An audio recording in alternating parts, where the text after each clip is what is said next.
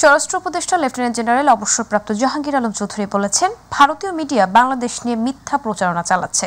পাকিস্তান থেকে চট্টগ্রাম বন্দরে পণ্যবাহী একটি জাহাজ আসা নিয়ে ভারতীয় মিডিয়া এই মিথ্যাচার করেছে। বাংলাদেশের বন্দরে সব দেশের জাহাজ আসবে, শুধুমাত্র কোনো একটি দেশের জাহাজই বাংলাদেশের বন্দরে আসতে পারবে এমন বন্দী বাংলাদেশ নয়। চট্টগ্রামের দামপাড়াস্থ সিএমপি কার্যালয়ে আইনশৃঙ্খলা বাহিনীর কর্মকর্তাদের সঙ্গে বৈঠক শেষে সাংবাদিকদের এ কথা বলেন তিনি। স্বরাষ্ট্র উপদেষ্টা আরও বলেন, যারা বাংলাদেশের বিরুদ্ধে মিথ্যা প্রচারণা চালায় তারা বাংলাদেশের শত্রু। যদি আমরা কোনো জায়গায় পয়সা খাই কি কোনো কিছু আপনি বলেন, আমি তো বলছি আপনারা ফ্রি বলে দেন, আমরা রেকটিফাই করব। কিন্তু আমার একটা অনুরোধ, মিথ্যা সংবাদ দিবেন না, যেটা ঘটে নাই ওটা বলবেন। এতে কিন্তু পার্শ্ববর্তী দেশ সুবিধা পেয়ে যায়।